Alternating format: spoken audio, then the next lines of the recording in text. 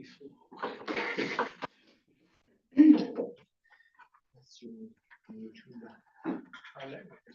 worse than that, Ryan, about the wrong cord.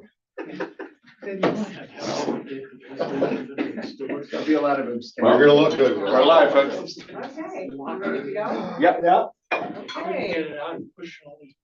Good evening, everyone. I'd like to call the meeting to order. Can we please stand for the Pledge of Allegiance?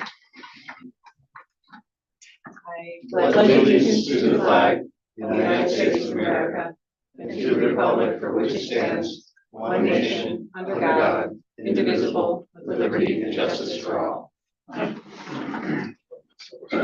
First item is our consent agenda. Recommended action is to approve the items below, which are included in the consent agenda. 5A minutes, 7A club approval, 7B CEWW resolution for ESY, and 7D special education. May I have a motion, please? I move it. A second. Any discussion, anything removed? If not, please vote.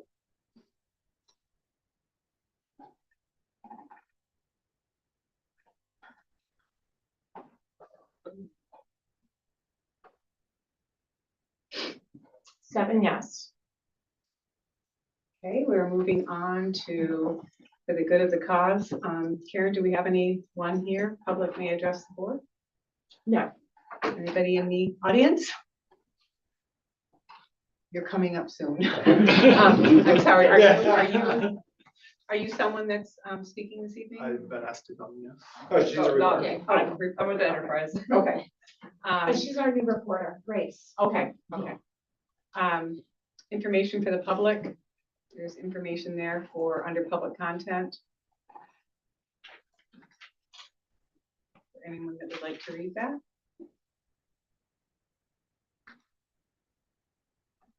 Moving on to our presentation. Essex County Sheriff Dave Reynolds. He's going to share details and his insights into the school resource officer. So welcome. All right. So Superintendent Seymour asked me to come and just give a brief presentation on the school resource officer program and what we do. I think it's important to know where I come from first. So in 1999, I was hired as one of the first 4 school resource officers in Essex County. So I did that for 5 years in the town in Woolsboro, Westport, and Keene. So my entire day was spent with kids, and during that time, it's the best time of my life. Like, if I could go back and do that now, I would do it, because the stress is, I used to have a full head of hair, that's all gone, and now it's gray. But the relationships I built then with kids have carried on, 25 years later. I played golf with a 35-year-old guy the other day that I was a school resource officer, and all he talked about was stupid stuff I did as an SRO, things I didn't remember, but they made an impact on him. So, and I could tell you a dozen or 50 stories about interactions I had with kids over the years as the SRO, and how later in life it came back, and most of them were positive memories, especially for the kids. The way we currently do it, we have guys in 7 schools. So Boquet, Woolsboro, Mariah, Minerva, Ticonderoga, Crown Point, and BOCES. Half of those people are people I've hired part-time to work in the school. So that's probably what Lake Placid would be looking at, is somebody who's retired that goes through the process. I would interview them. I would work with the superintendent to also interview them if it's a fit, because I want the school to be happy. So a typical day for me when I was an SRO, I did it all. Everything in my job, I could relate to something that we did in a school. So I used to teach a physics class. I would teach them how my radar worked and the Doppler effect, or I would go into the home ec class and teach them about nutrition and how important it is to be healthy. Or, my favorite class was I'd teach a government class, and I'd usually have a good student picked out, and I'd burst into the classroom and I'd open up their bag, I'd pull out some white powder or whatever and arrest them in front of everybody and take them out. Of course, all the kids that aren't in on it are shocked. Then you go back in the room and you explain, about search and seizure and did I violate any rights? And, so we were able to talk about the Constitution and English class. As the DA, you probably understood that the most important thing for law enforcement was producing a report that you could put in front of a jury and, present the evidence. If I can't put it to paper, how is he going to be able to prosecute somebody? So my goal throughout this whole thing is not to have somebody that's just a security guard. That's easy. Anybody can stand at a door with a gun and maybe keep somebody out. My goal is to have people in the schools that are going to interact with the kids, teachers, the parents, and be a part of the community. So that's kind of what the program is for me. Right now, you can ask any of the schools we're in, talk to the superintendents, the school board members, see what they think of the program. I haven't heard a bad thing about it. They love it. I go to the schools myself. It's kind of administrated by a sergeant that's underneath me, so they can spend more time in a school. So, initially they'd probably come weekly, and then it'd be a monthly thing, checking up on the SRO. But it's the way I look at it is they answer to me because law enforcement has to answer to a higher law enforcement, but they're guided by the superintendent and the teachers. So that's kind of what it is. I used to read to the kindergarten class every day. I'd eat lunch with, schools gave me free lunch, so I would eat lunch with the kids every single day. I'd go to sporting events. Some kids that have attendance issues, you'd make a deal with them. Hey, if you come to school the next 2 weeks, I'll go to your basketball game on Thursday. There were a couple questions that somebody had asked.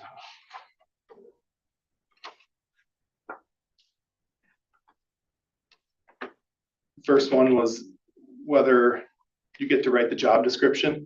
So we started this in 2018, and was kind of worked on with all the superintendents that were interested. So there's already a contract created in place. You guys decide what this person does all day, not me. Like, my only caveats are they're not a building sub, so don't assign them to a study hall every 5th period, because then they don't have the ability to respond if something happens. So they need to be free to go wherever. They can go in any classroom at any time. There should be a teacher or another adult responsible if something were to happen. Another question that comes up is school issues remain school issues. We're not looking to arrest anybody. Since 2018, our SROs have arrested 0 kids. It's not going to happen. That's not what they're there for. Kids get in a fight, that's a school issue. A little bit of drugs are found, a little marijuana, whatever. Vape is a huge thing now. That's a school issue. The school deals with it. We are mandated reporters, so certain things will elevate to where it's not just a school issue. But if that were to happen, Lake Placid PD would be our source to have somebody come in. So again, the SRO is here to build relationships. They're not the heavy to arrest everybody. But there may come a situation where something needs to happen. Lake Placid would be, we have a great relationship with the PD. Another question was about interviewing applicants. So there isn't a big pool of people that want to do this job anymore, but I feel confident that I have some people that are interested, and they're going to pass my muster. I'm almost positive, because I've worked with them over in my career, but the school has to be happy with them. So if the superintendent interviews them and he's like, no, they're not going to fit, then they don't fit. So you're not forced to have somebody that you guys don't want. The last question is, will the SRO remain relatively stable? Yeah, so whoever it is, they would be assigned to your school, and then they're basically your employee, but I'm the conduit to get them here. If they call in sick, I don't really have another person to send. So that's why it'd be hard for them to be responsible for every fifth period. But the schedule, you work it out how you want. If you want them here every morning when the bus comes, then that's what the schedule is. It'd be kind of hard if you did split shifts where they're 4 hours in the morning and 4 hours in the evening, just because who's going to want to do that? But you guys get, the prom's on a Saturday. Hey, so-and-so, we would like you to come to the prom and maybe use the Alka-Sensor, or it's how you want to use them. So, any questions? Anyone have any comments, additional comments? So I have one. First of all, thank you for coming today. Really appreciate it. You and I have talked extensively about this, especially with my law enforcement background. I really like the fact that you're trying to bridge the gap between negative interaction with police and a positive interaction with police officer. Today's world is really tough. I really respect that your SROs are doing that, and that's your mindset. And I don't think that we can put a price on that, and we can't put a price on safety either, because it's not, if it's going to happen, it's when it's going to happen. And some people don't think that way. I think a little differently than a lot of people. But again, thank you so much. And I will do what I can to strive to get this program in our schools. So you talked about cost. Yeah. I'm sorry, Dave, I was going to bring that up. I was actually on the school board when you came, I think, the first time here, when Roger Catania was superintendent. And there was definitely a little bit of a caveat when you first came the first time, because Essex County was paying for it. And that was what we thought was the selling point. We didn't vote for it at the time, but now it is, back on the taxpayers. And the other thing I want to bring up too is that, you did mention seven of the other districts that have them. We're pretty unique here in Lake Placid that we have the local police department that's 100 yards across the campus, and they're over here quite a bit, not necessarily on official business, but just milling with the students. The troopers are 4 minutes down the road. We've got that huge benefit. I came in this morning for opening day, and we had a state trooper standing in the hallway, and I said, well, what is he doing here? And I was told he's basically just, in the building. Our students do see police officers pretty regularly here. And I think that is unique to our district. I agree. Some faculty, I spoke to faculty, and Yeah. they said the same thing, that they often see, even at the elementary school. And I was surprised at that, because when I was here, that wasn't No, the they're case. here Yeah, I pretty was surprised frequently, at and that they one. know our kids. Yeah. I will say with the local PD, you're going to get the same people coming in all the time. With the state police, we're kind of the training ground. So you're going to get new people coming in, and they're not going to build any relationships with the students or the staff. And what I'm kind of proposing is somebody here full time. So as a retired person, with the way the retirement system works, they're only allowed to earn $35,000 a year. So when I did the math and I tried to calculate how much can I pay this person to get them in the school for the full year with covering expenses. So I created this to be budget neutral, because again, when I came the first time, I was pushing the county really hard to do it for free, because what do I care if it's coming out of, it's taxpayer money either way. No, definitely, someone's Right. paying for it. So I've learned a lot over the last 6 years, where the funds are different and they don't like to. Anyways, Politics. so what I was able to do is the part-time people and make it budget neutral for me, so where they can't complain because it doesn't cost me anything, but it's still the cheapest option for the schools. So it's $28 an hour. And you get billed by the hour. Not, if they work 40 hours this week, that's what they get. The school gets billed. If it's 20 hours, that's what they get billed. So. Question. Well, we are attempting to resurrect the driver's ed program, which I think is a great program. But the SRO that's in the school will be able to help out with permitting and classes like that, stuff like that. I don't know about certifications, what a driver's ed teacher needs for No, certifications, just but helping out with the permit processing, the paperwork. Stuff. again, so in Westport, back when they had a driver's ed teacher, I always had a DWI class. And we have the goggles and all the tools and the fun stuff to show them that you shouldn't be drinking and driving. But as far as certifications, that's. Thank you.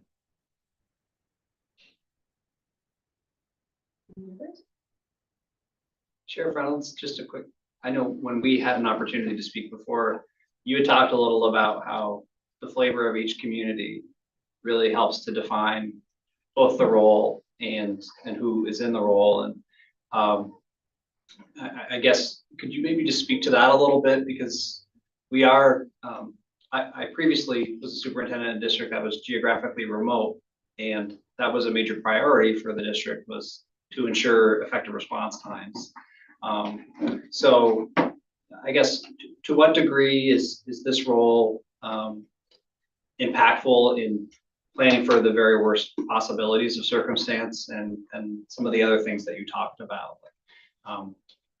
Just having someone embedded in the building versus relying on local personnel, even if they are just a few minutes away. So I know in other schools, our SROs help with their comprehensive emergency management plans. They do teach all the different classes. I'm a statistics guy. Like, the odds of anything bad happening here are really, really slim. So again, that's why I'm not proactive about the standing there with a gun, because I'm gonna prevent whatever. You've seen it time and time again in a number of schools where an SRO was there and it didn't prevent anything. Again, for me, it's all the, most of our people are EMTs. I'm not saying the person that's gonna come here is gonna be the EMT, probably not, but we're so ingrained in the community in we try to find the things that nobody else wants to do. And those are the gaps we fill. So it's whatever the school wants or needs. As long as again, I'm hands off. Like, I don't care what they do as long as you're happy and you 7 people are happy. If you guys are happy, then I don't need to put my nose in, really, other than as law enforcement, they have rules they have to abide by. There's training that they have to have every year. And that's provided through the sheriff's department? Yeah, so, some schools, they go above and beyond and they want other things. Like, we do a lot of mental health, all the necessary trainings that you have to have according to the state. But then we do a lot of mental health training, drug addiction, all these things. We have some schools, Mariah is very, very active. They'll send their SRO away. And, when they want the training, it's something they want. Like, I'll try to help find money. I'll forfeiture accounts. Sometimes you can do things, but that budget neutral for me is hard to pay when I'm not able to bill. So if you need somebody to go to a training that's going to help your school in some way, then if they're working, I'm considering them working for your school at that time, even though they might not be physically in the building. Does that make sense? They may be in Albany doing whatever kind of training. We do a lot of mental health stuff. It seems to be.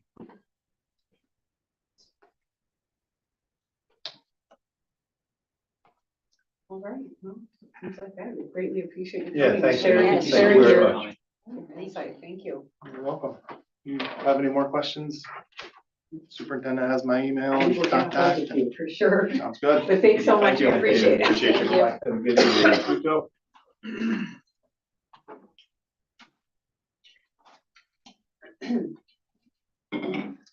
Moving on to reports, we have the operations report.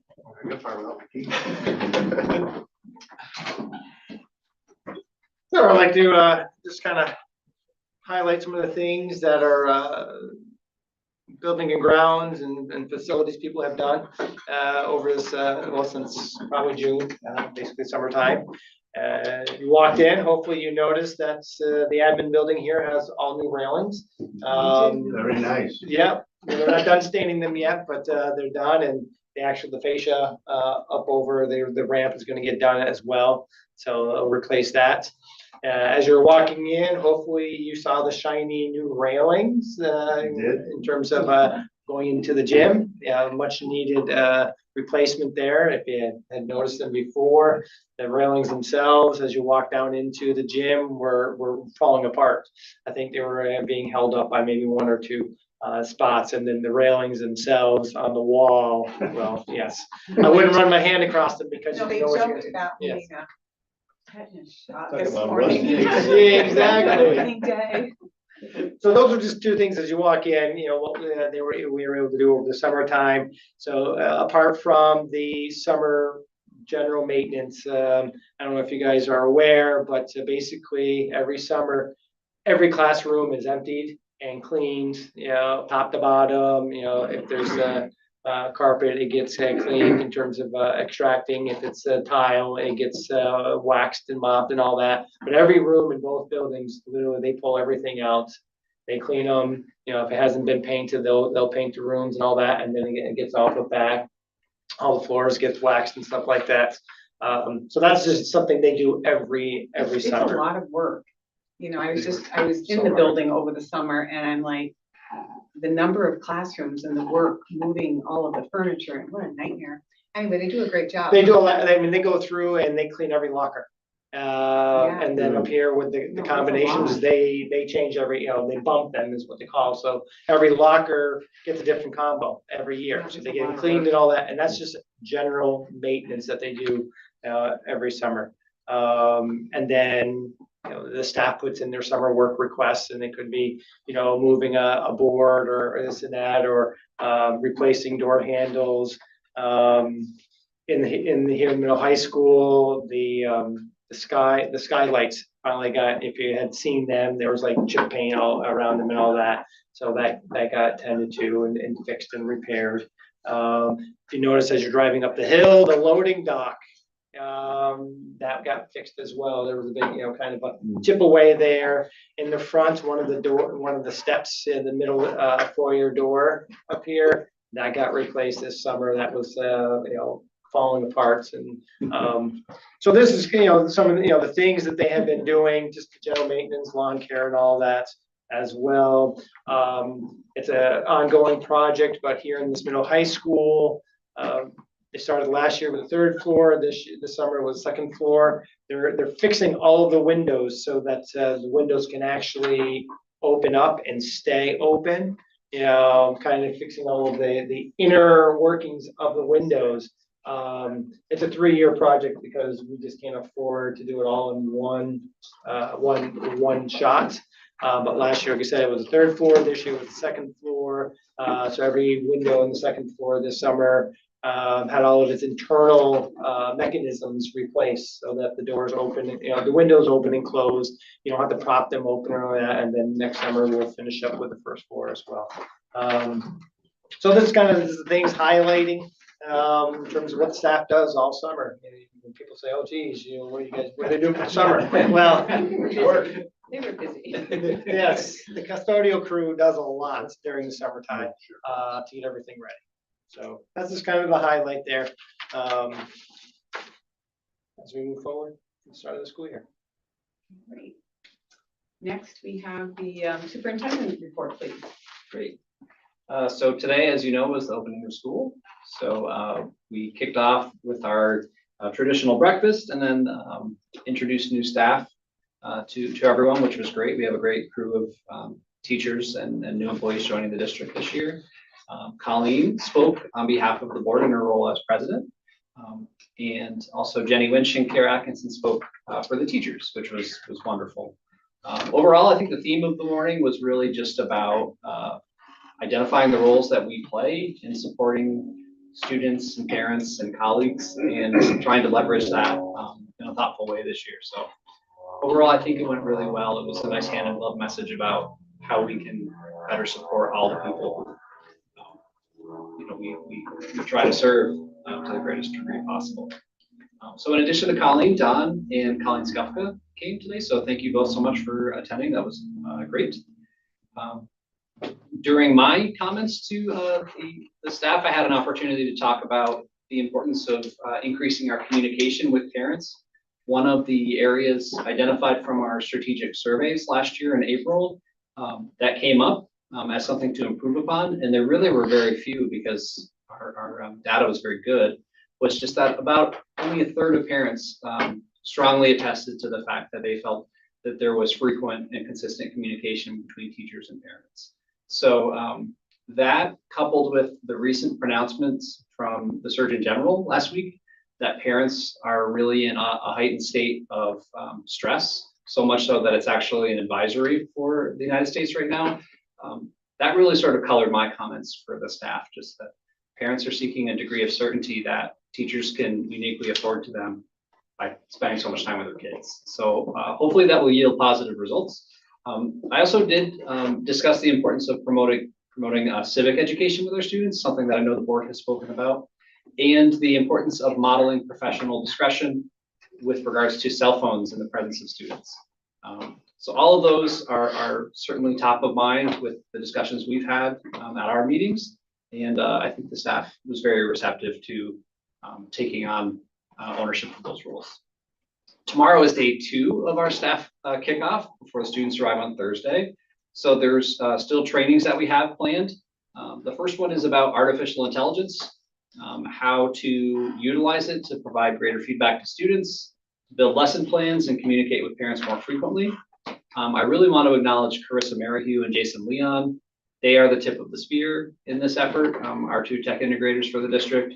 And I sat in on the first of these 2 trainings today, and it was great. They've identified a Google plugin that can be an overarching support.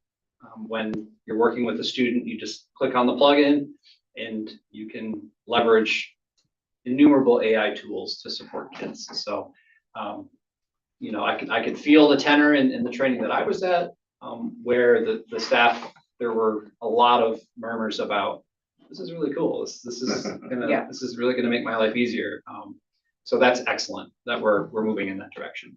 Tomorrow, our elementary teachers will be focusing on the full-scale rollout of our Science of Reading program. So I remember when we had discussions about the importance of moving towards the science of reading. We were talking about Ohio and Mike DeWine and those efforts to move in this direction. It was 2 years ago. And then Sonia Franklin came to the board and she said, are you prepared to put your money where your mouth is? And as a district, we've done that. So we not only have purchased the full Amplify curriculum for grades K through 6, we also have acquired all of the companion texts that go with the different units. So if something is alluded to in a particular unit and the teacher or student wants to learn more about it, well, the library now has a companion text that the student or teacher or class can take out and continue to gain some knowledge about those subject areas. We also got English language learner supported texts for this. So we are as embedded on this topic as we possibly can be. So very excited to see that come to fruition tomorrow. Tomorrow evening is our open house at the elementary. So from 4:30 to 5, new families will be welcomed for a student tour of the building. And then from 5 to 6, that's when classroom visits take place. And then a picnic will cap off the evening's events. We have a litany of partners who will also be on hand in the gymnasium to meet with students and families. This includes our community schools program under Keith Clark, where new students will be receiving a metal water bottle along with stickers to decorate. The Olympic Center will be there for signing up for the Oval Skate Passes. The Educational Opportunity Fund will be there to talk about the different committee offerings for the students in the district. We're starting a walk, bike, and roll program this summer or this fall. And so there'll be an event in October where students can sign up and they'll be encouraged to walk, bike, or I don't know about rolling, but they'll be encouraged to walk or bike to school. That better be really close. Ryan, maybe from your house. So. Might have to be perfect. Say the girls were a little younger, but and then we'll have representatives from the Lake Placid After School program there to talk about the program and share what they offer for students. The Lake Placid Public Library will have staff there to talk about their continuing education. The Girl Scouts will also be there.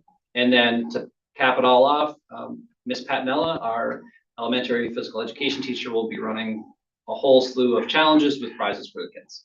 So pretty good, solid kickoff for our elementary families tomorrow. I'm looking forward to it. And then just as a final note, as Dana alluded to, our 12-month staff really just crushed it this summer. Many of the upgrades that Dana referenced.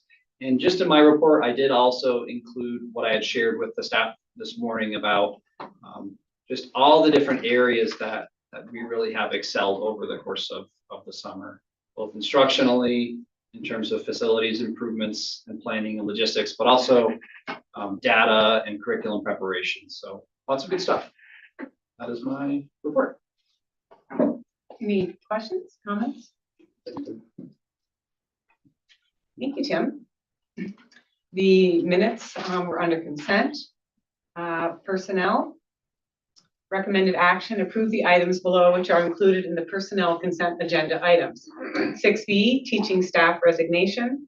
6C, appointment of long-term technology teacher. 6D, appointment of bus monitor / aide. 6E, appointment of bus monitor / aide. 6F, volunteer coaching appointment. May I have a motion, please? Yes. I'll second it.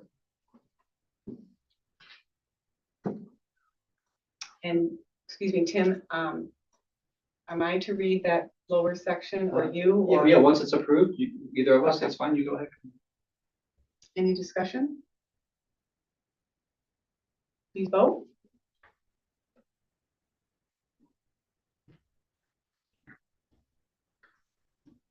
Seven yes.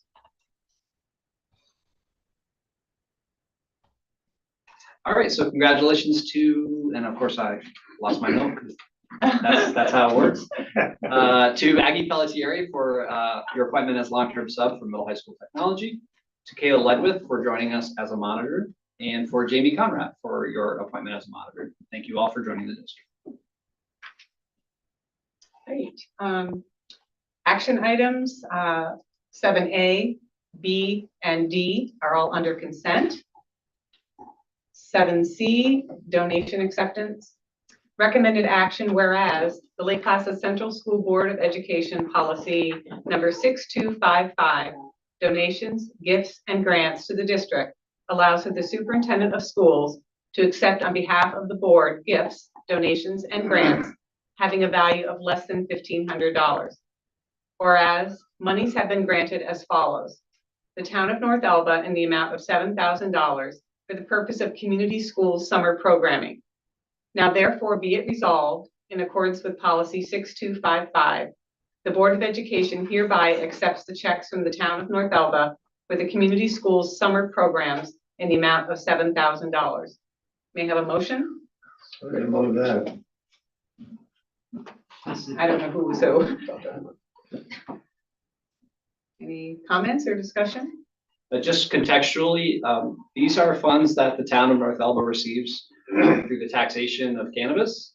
And they have saw fit to create a process whereby institutions such as ours can apply for community enhancement funds. And this is a perfect example of that. So we thank the town for providing this funding for our 5 community schools programs this summer. It's very well attended. That's wonderful. Please vote if you haven't already. 7 yes.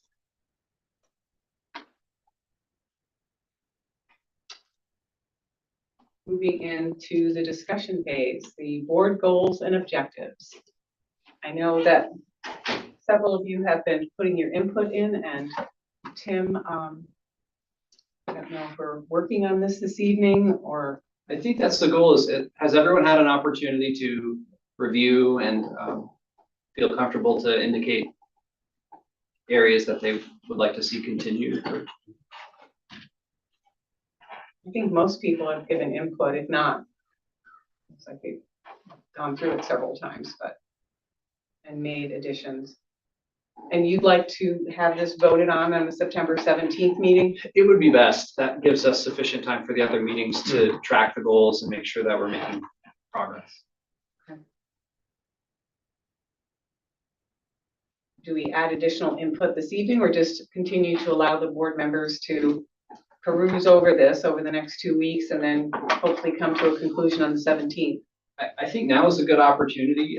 So there's a couple ways that it can be done. It's totally up to the board. So if everyone's had an opportunity to read this over, if there's anything that anyone either feels particularly strong about or feels would perhaps not be something that should be a focus area for the entirety of the board, that would be a good thing to bring to the fore. Absent that information, Karen and I could condense this into just the bullet points, sans comments, and the board could have one more opportunity to review prior to the meeting on the 17th, and then the final approval of goals would be on the 17th with the finished document. So it's really just how comfortable we feel with what's on the page, and if you'd like additional time to reflect before commenting in session. It's totally up to you. Let me ask a question. So someone makes a comment about that DEI has such a lightning rod these days. What did the school do before we had this DEI policy? Well, so Do we address it in any way? How we treat our students? I think that's, first of all, predates my arrival, but I think the board goal of first and foremost, I assume, was the ethos that drove the district, and to put students first and foremost inherently meant to be inclusive of all students. So what changed was the pronouncement at the state level that all school districts devise and adopt a diversity, equity, and inclusion policy. So that was the impetus for it, to my knowledge. And so I think more than anything, it codified what the district has strove for always, and just created some guiding principles for reflecting on the things that we do, and monitoring and adjusting those to ensure that they promote diversity, include all students, and are equitable in their application. I do like the way that you suggested after Don brought this up, ending with the word community, period. I think that kind of takes care of that. Yeah, I like to see a rewording unless it's mandated, because nationally it's become an insult. It is. You couldn't have foreseen that this noble effort was going to somehow get spun around. And anytime you can avoid, there'll be minefields for us. Anytime you can avoid one, I take advantage of it. Well, I think it was a good suggestion. Because what's happened on a national level is equity has become equity of outcome rather than equity of opportunity, Yes. which is a distortion. Yeah. Completely. And so it is a lightning rod, and it has so many meanings to so many people, especially in our small community. No, absolutely. I'd like to accomplish the objectives with different wording if we could. So as I had suggested, perhaps provide a welcoming and inclusive school community, period. And I like that. the reference to a reduction in the number of complaints of harassment. So that's good in the sense that it's a SMART goal. Right. It's attainable. But in full disclosure, I oversee the civil rights data submission each year for the district. Our allegations of harassment are nominal. So it's super low already. So how do you get a reduction? It's super low. I think it's probably, just have that ethos for us to strive towards. Perfection. Yeah, Yeah. just to be welcoming and inclusive as a school. No, I think I like that. covers it. I think I it does think that too. was a good suggestion, Don. Really reflect on that.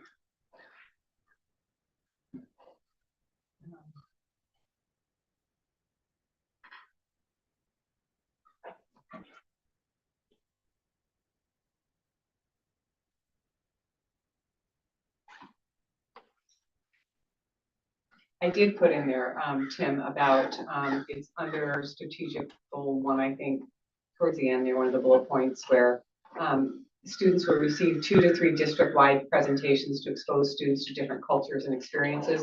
I didn't know if we could use any of our community schools money, and maybe you're already doing that. I know that you bring in a lot of different programming at the elementary school throughout the year, which is really neat, so.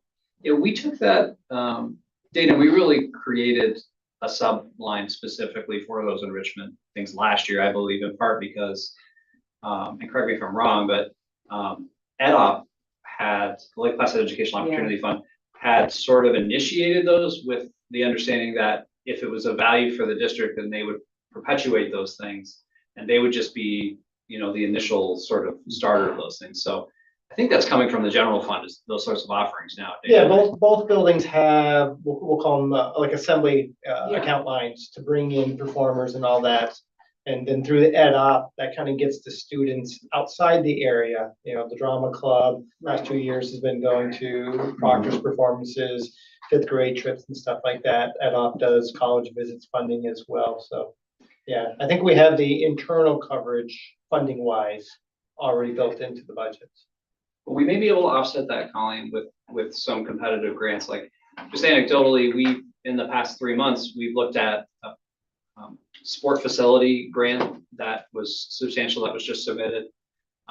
We submitted a $500,000 security upgrade grant, and now we're looking at funding for our WIS program through a New York humanitarian grant. So every Wednesday, Dana and I are on the horn with our grants team saying, like, let's get every competitive dollar we can for our kids. So. No, it's awesome. And one of the things that we talked to our consultant, and once the school year starts, rolling out the various opportunities to the staff, say, what are you looking for things like this, so that we can then have the consultant highlight and find grants that could potentially meet those additional needs as well.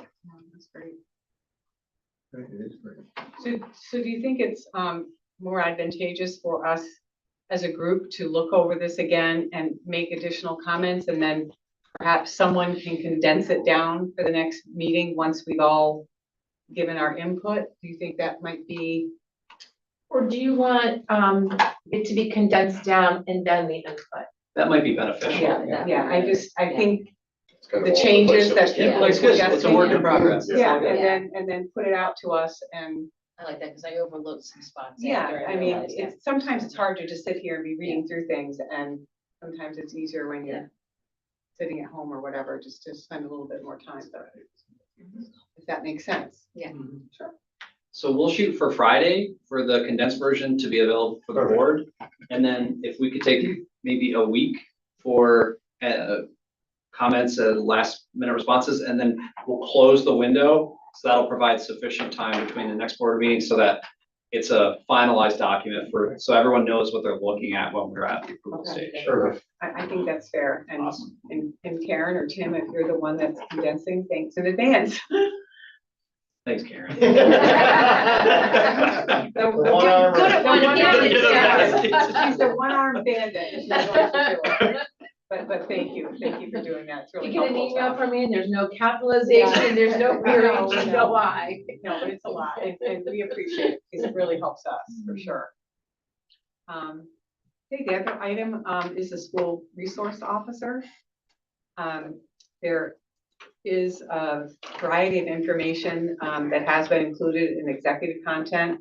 Hopefully, everyone's had a chance to look through this and give some thought to it, and then just, I guess at this point, we just open the floor to discussion and get people's input.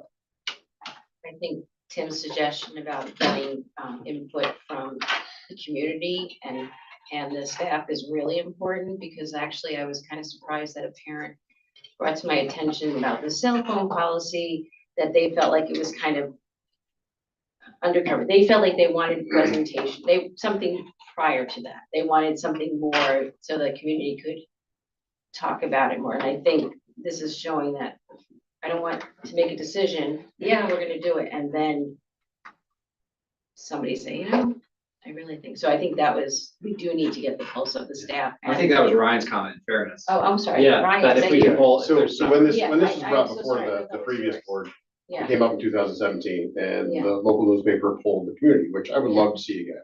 Yeah. And 57% of the community said they wanted a resource officer in school. yeah, Right. 'cause, I mean, that's a big number, and I bet you now being 2024, the number would be higher.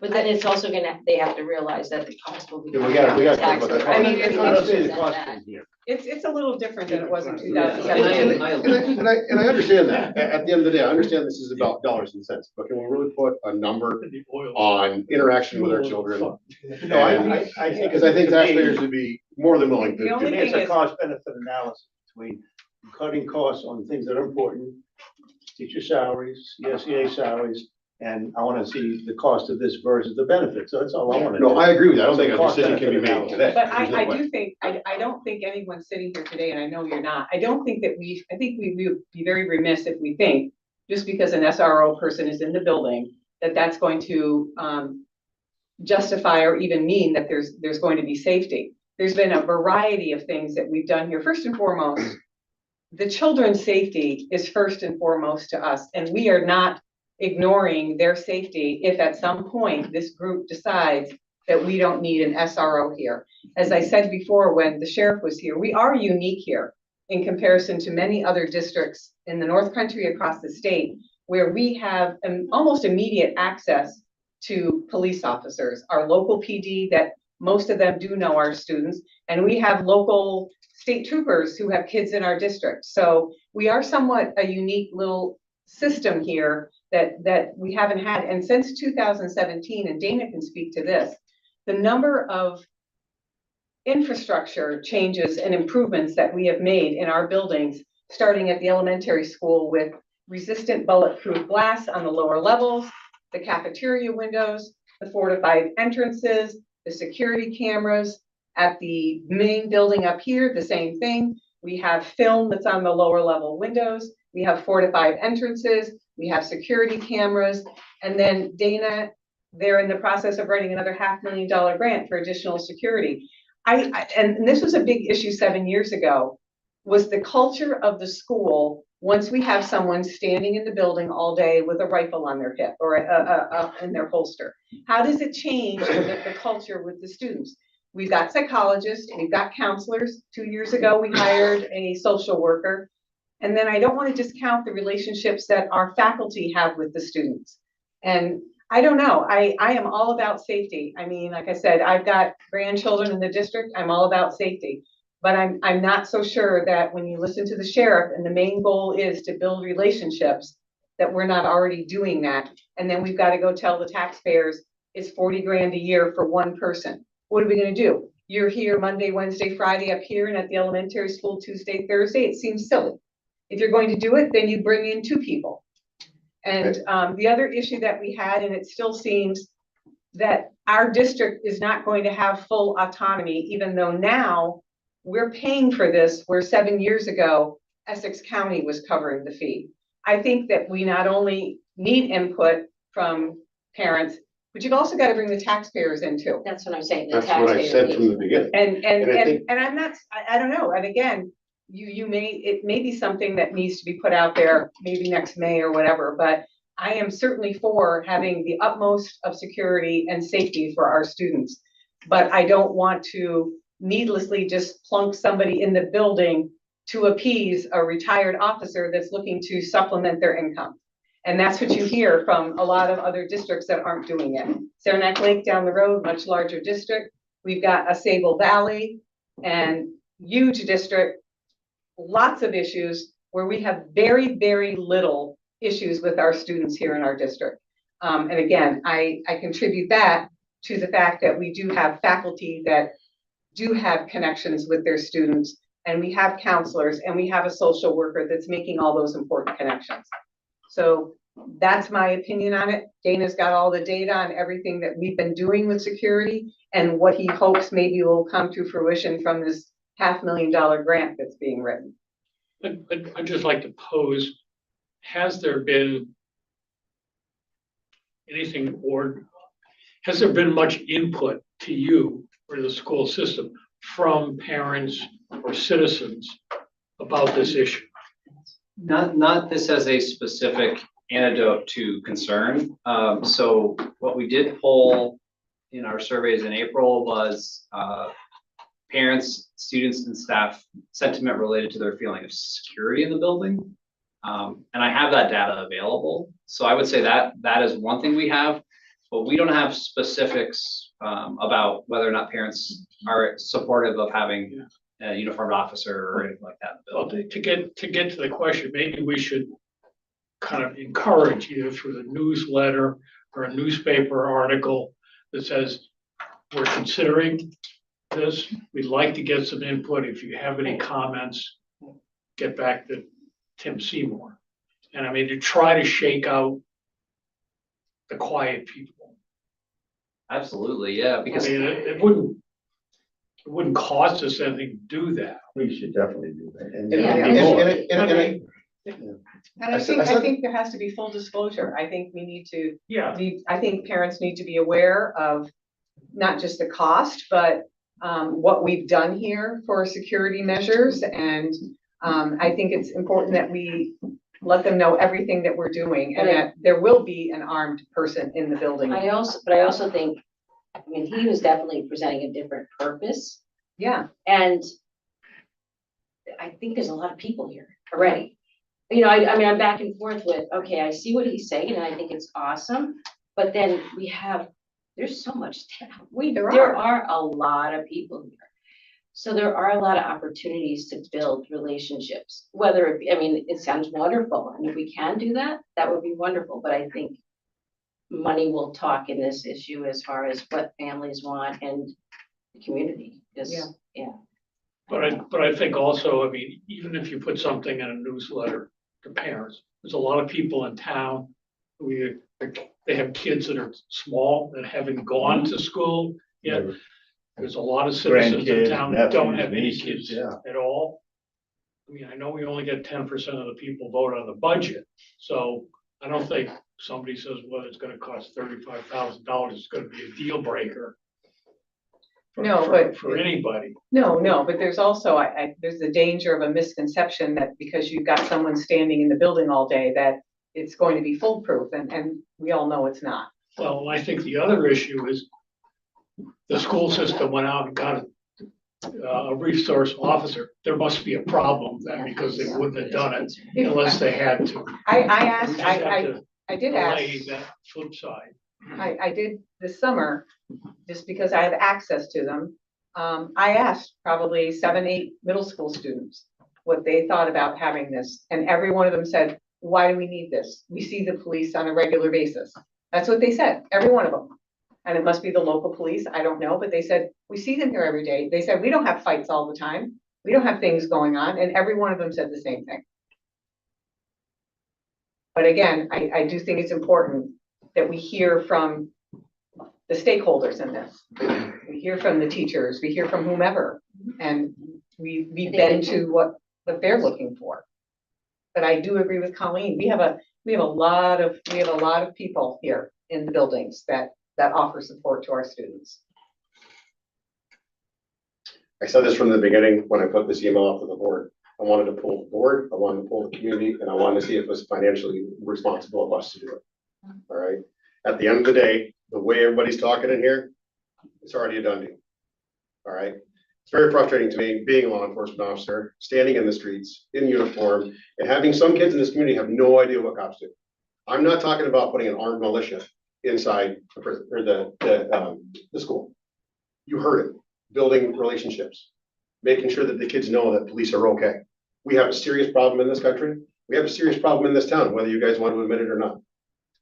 Of people not trusting police officers. They are more beneficial than just a gun and a rifle inside the school. But we also All I wanted was an opportunity for the board to talk about it and for the community to poll and see whether it was responsible. absolutely. But the way Ryan. we're talking now, it's already Well, done. no, we're not dismissing you, but we also have a community schools program here that we can also tap into to bridge that exact same thing that you're talking about. There could be programming done through community schools, if we think outside the box, where the local police officers, not as a resource officer, but are going into the elementary school, presenting to the students, coming up to the high school, building that without having the armed person in the school on the payroll. If the goal is to make connections with students, community schools, it's one of our goals, would be a great way to foster that.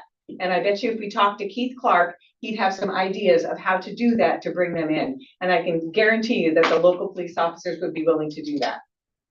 We've done some of that work last year. Chief Dobson came and ran the Yeah. ice cream truck at the end of the year for our elementary kids, which was great. So it's like, this is a really challenging issue for all of us. And I don't empathize with any member of the board and having to evaluate an issue with so many facets to it. And just a few pieces for consideration that I might just share is that it sounds like a school resource officer can provide different services based on the concerns and needs of the school community. So those include having someone with regards to response times for critical situations, having someone there be there quickly. So, if we want to inform ourselves on a decision that can impact the culture of this district and the finances, we probably should look at first what our response times are. We should look at our overall security. And then the component that Sheriff Reynolds talked about, I think the most, was about promoting a more trusting and respectful relationship between law enforcement and the future, the youth. And so, that calls into a question, I think, that would be beneficial from parents is, do parents feel that relationship is frayed and they feel that it's the role of the school district to repair that relationship if it isn't? And different families have different feelings related to law enforcement just due to the nature of their circumstances and their histories and at times the equitable or inequitable application of the law. And so for all of those things, it's really not a one and done issue. There's probably 4 or 5 different facets to this that I think should be reviewed. And that wasn't my goal to vote on tonight and have a decision tonight. Oh, I'm I not want a saying nice, that. healthy conversation about this. And I want to be able to find out what the community wants, the taxpayers want. Is it fiscally responsible for the tools that you're doing? But to simply just ignore the fact that this is a program that we could have for our children and dismiss it, that's what it feels like to me. And I don't just. think we're, I I don't think we're want to ignoring it. add, right, with me, it's not a done deal. No, I'm not saying, I don't want it to be a I done saw deal. We can talk about really, this. I saw really impressive presentation. No one's And the ignoring second it. thing I want to toss out here is, while yes, polling the community is really, really important, if it goes in the newspaper as a vote, and the newspaper prints that 59% want this, That's what they did in then our hands 2017. are, Yeah, our their hands hands are are tied. tied, and we're gonna look really bad if we say, sorry. And so polling and feeling the pulse of the community is really, really important, but I'd be really careful about how, I agree. what mechanism we use. Yeah, I Tim, would are there agree with things that we could do this year? Like you already mentioned, are there additional things that we could do? Because like Ryan said, we don't need to vote on this tonight. Everybody needs to go into this with an open mind. But are there additional things that we can do this year that would foster that without delving into the school resource officially officer yet, that would be able to show us, is this something that we can do without adding an additional expense and have the same goal met? I don't know about the expense, but I will say one of the challenges for us will be that as we try to transparently address this issue, there are also aspects of this that inherently must be executive in nature due to the reliance that we have with local and state police. Okay. So just like, for instance, let's say the board wants to make an informed decision, not just about improving the relationship between law enforcement officials and students, but also to improve upon any response times for the worst case scenario. Like, well, we wouldn't want that to be a public discussion no, because, yeah. Obviously. so, Yeah. but I just mean so that because there's so many aspects to this, we do need to be thoughtful about how we approach it. And it sounds to me that this is a topic that is worthy of exploration over the course of this year. Yeah. To try and find both what's best for the school and the community and what is most representative of the views of the board. Because honestly, I've thought about this a lot over the past few weeks and, I go back and forth the whole time and I'm like, and I'm not really sure, that's why I'm trying to get a full No, picture of I everything. think it's And good that we're yeah. we're And taking Dave our did time. make a great presentation. Yeah, It absolutely, really was. absolutely. Very good I apologize for getting, No, we know but I you're felt very like I was just passionate got the about door Ryan. shut right on me. I No, mean, no, like no, that, no, it's and not. that's, No, but we have, You we know, have to, we we have have to to do this show both responsibly sides. too, and talk about it, and make sure we look at all sides of it. And there are benefits to the program, there are negative sides to the program, I get that, you know? I wouldn't be sitting here if I didn't feel that way in general about everything, you know, so. Tim, what was the data that you got back on the parents or the faculty, students, whatever, how they felt with regard to safety in the school? What did that show you? I don't have it on hand. I can pull it up as a component of this, but, I mean, overall, it showed pretty decent information. Here, let me see if I can pull it up quickly. Yeah, I'd just like to pick up on a couple of things people have said. One, taking a poll is definitely not the way you want to do this, because, you know, and I know the newspaper has polls in there every day, and, you know, they get the pie graph and all that. I'm looking over at her, she's gone. So, you know, and it's not gonna be a majority vote No. of the town. The other thing is, even if you solicit people's comments, you're gonna get people who feel strongly, Yeah. usually Either one way, way either way. or the other. Right. And I can tell you from other experiences I've had, you can broadcast till the cows come home for years and months. And then the 11th hour comes to vote. That's the first time. Yeah, exactly. Yeah. And why don't you let us know about it? Yeah, so to some degree, it's almost a no-win situation, but, you know, I don't know if you bring this up. There's a concept that comes mostly out of finance. It's called expected value. And it's a combination of what is the chance that this is going to occur times what is the upside or downside of it. In other words, the impact. You're never going to have a zero chance of something happening. But that doesn't, but the risk or the outcome would be catastrophic if something happened. And I think that's the thing I'm really kind of struggling with my mind, in my mind. You know, you're not going to stop any occurrence of anything. But if it makes the parents and the teachers and the students feel more comfortable,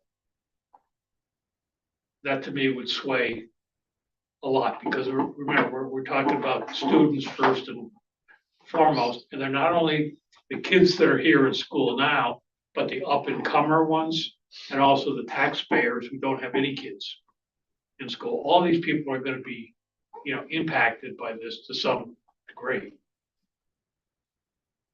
Can I ask Dana a question? With our security system, if someone were to have a door that's typically locked ajar because it's easy to get in and out, do we have some system that recognizes that's happening? Not at the present time. Does that happen? Absolutely. Alright. In fact, we, last year, we added additional, key swipers to give staff, up here, staff greater accessibility to get back into the building as opposed to having to walk to the ramp entrance or the rear main entrance. So in fact, we put in 3 right up front. So there's Right. one in the cafeteria doorway, there's one of the 3 doors in the foyer, and then there's the third door that's on this side of the building underneath the ramp. So there are 3 additional access points so that to prevent that from happening. However, it still happens Yeah. since that. The grant that we had written through COPS. Yeah. One of the items we did include in that is putting contacts on the exterior doors for that very thing that you just brought up. You recognize that as being Yes. ajar. You can set it for whatever, 10 seconds, whatever, and someone in the office is someone's getting a notification. So we did put that in that grant because it is, absolutely. That happened in one of the incidents in the last few years. That's what happened. The door was- Correct. So as much as we try to get staff members to not do that and give them the ability Right. to, you know, get in without, They're gonna do it. unfortunately, yes. Alright. It's nice to know where you're trying to. I do have some of that information. So our family survey that we sent out last year had 110 responses.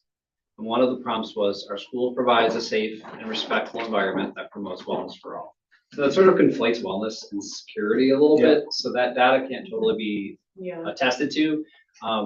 But 72% agreed or strongly agreed, 20% were neutral, and only 9% felt that that wasn't the case, that we do not provide a safe and respectful environment. On the student side of the house, we asked the same question. Our school provides a safe and respectful environment that promotes wellness for all.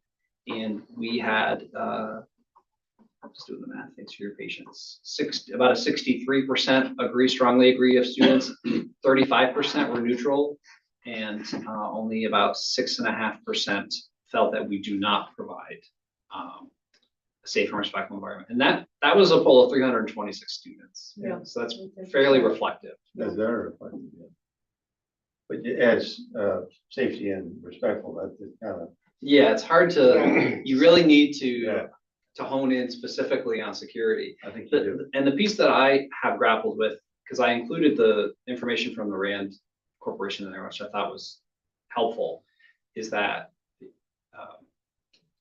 the question I have is, does the presence of law enforcement person in a school facility change the tenor of the climate such that it has the capacity to alienate students, and in doing so precipitate a concerning issue to a greater degree than we already have? And I'm not a social scientist, so I don't have that background, but the findings in that study are some that give me some pause to really reflect upon. Sure. And again, I just, in order to just, we're all sitting here trying to take in everything and to be an open mind, but things that Tim did include are really important to spend time looking at. But again, we're not making any decisions now, and one of the indicators in that study was that clearly the presence of an SRO does increase the perception of safety amongst students and families. And we have a desire as a school district to make people not only safe, but to feel safe. And so that impacts the learning environment in a positive way. So that shouldn't be discounted either. It's a highly complicated issue with many different avenues. So I do think we need probably a methodical look at this to give it the sort of treatment that we all rightly feel it should have. for sure. Talking to other people that have worked in schools that with resource officers, everybody has a different take on what they do. So I guess it is, he said, you design it to the way you want it, and how it is good or how it is bad. I've heard a lot of different things from just a variety of districts, but some in the North Country, some in the Albany area. It's been interesting to just get a pulse from other people. It's just made me more confused. It's time for sure. So how do you wish to proceed in terms of an action plan? I mean, realistically, this isn't gonna happen this year. You know that, right? Even talking to Sheriff Reynolds, it's not gonna happen this year. Well, because there's a civil service component to this as well. And there's training and there's also stuff that needs to happen, picking the right person, I mean, my goal with this was to have us take a hard look at this. If it took a school year to take a hard look at this to gather data, I'm fine with that. I just want this to be a serious conversation, not a dismissible conversation. That, we have a duty to take care of our teachers and our children and our community, and response times and data, that's all well and good, and I just don't want to be on this board when something does happen and we have a chance to make a good decision. But I think that is something, Ryan, that I want to speak to. I don't think even 7 years ago, we decided not to.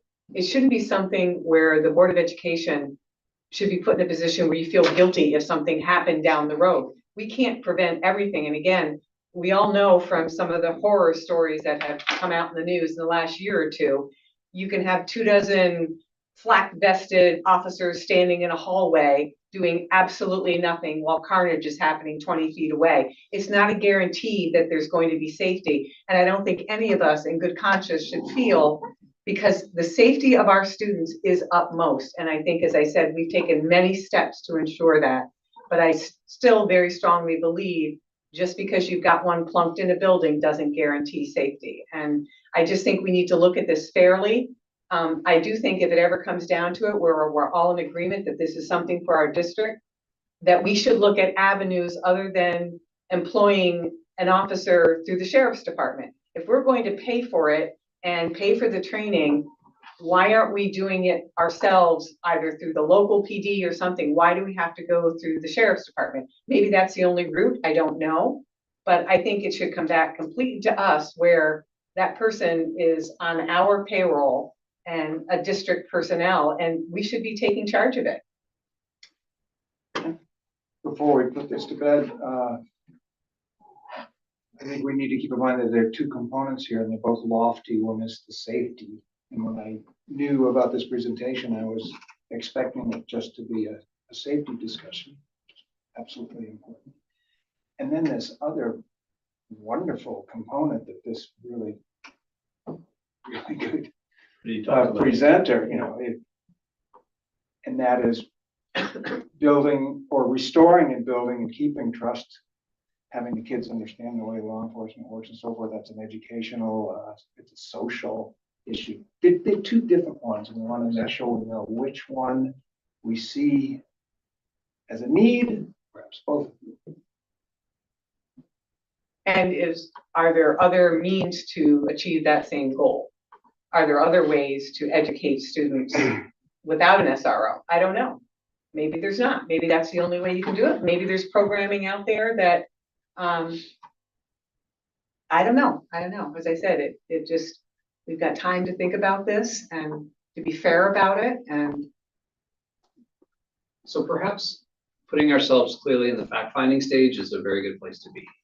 And if the board decides to move forward with having a very deep look at this be a component of the board's goals for the years, as you suggested, Ryan, then we can give it the look that it rightly deserves. I don't even necessarily know what those action steps are now, because who you include and how you include them are vital to the conversation. So I think it will require additional dialogue. It may require an ad hoc committee with broad-based shareholders to ensure that we're including all voices in a way that's respectful. And that's primarily more about the relationship side that you referenced. On the security side, that's such a secure and private dialogue that needs to be maintained. So it's a challenge, but I think that might be a direction for the board to consider. And I think that the security side is data-driven. That's an objective issue. And the other side is a very subjective issue that won't have data.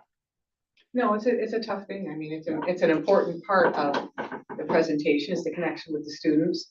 I think we have to also consider the existing people that we have in our buildings, not feeling somehow that they've been slighted, that the work that they do with students every day, and our counselors and social workers and our faculty that work directly with these children every day, that what they're doing is important and they're having success with it. I don't know. It's a lot from a lot of different Well, angles. and I think we ought to at least contact the superintendents of the school systems that have, Or have not. or have not. No, it's important to do. Certainly, Saranac Lake, This why is don't they not have them? Ticonderoga by any Pardon? stretch of the imagination. All right. So each of those school systems is very different, but it'd be worthwhile just tapping into Yeah, no, that for sure. input as part of our due diligence. There's one district in particular, I won't name it, but publicly you hear of all the major issues that they have. And oddly enough, it's probably a district that would greatly benefit from them, and they don't have them. It's very odd. But I do think it would be important to have, a couple of different districts from both sides come in and say, like, why they don't, why they do. Yeah. So why don't I work on some proposed action steps for your consideration? And ideally, this will be at the 17th, but depending on how complicated this issue is, it may be our October meeting. But does that sound sufficient? No, it sounds great. Yep. And thank you, you brought up a good point, and we're very appreciative of you. You're very passionate about it, and we're gonna really think about this. I appreciate it. Thank you. Moving on to our second good of the cause, Karen, do we have anything? We do not have any emails. Okay. Our next meeting date is September 17th here. And I believe it starts out with the safety plan hearing. That's correct. Will we meet earlier or still at 5 PM? We'll start at 5. It'll be similar to our code of conduct hearing that we just presided. Okay. Old agenda topics? This one I brought up about daycare in the community, that was a few weeks ago, because another teacher Yeah. Yeah. from BOCES was talking about a young teacher trying to secure daycare. Hard. It's a tough thing. That's a huge problem. So it We're is such a babysitting problem, this I don't week. know, but I said that is something that we definitely need to No. look into, because then I the agree. teachers I can't go agree back with to that. work, Thing. so, It's very difficult. No, a lot of our Yeah. teachers. and I don't know if Daycare. we can help in any Very way, tough. It's hard. Very tough. be an impetus, because the parent was telling me how the daughter can't go back to work, just the No, whole, it's the whole like thing. hard right now. Yeah. No, but that's a good one to put back on there. Absolutely. I think it's I on don't our know which radar. way to go, but, It is on our radar. Yeah, Do we have any new agenda topics?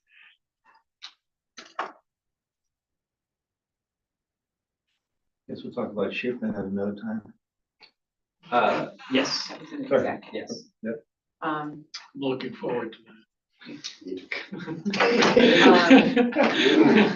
I have, a recommended action is, motion to adjourn the meeting, please? Ryan? I'll second it. Still in time for dinner. Yes, I know. Please vote. One, Yeah. yes, Aye, aye, yes. We like this. I don't like the. Okay, does everybody say yes? Yes. Yes. Yes. Perfect, Aye. thank you. Yeah, it is. Yeah, Lisa. There we go. Eight. Thanks. I know.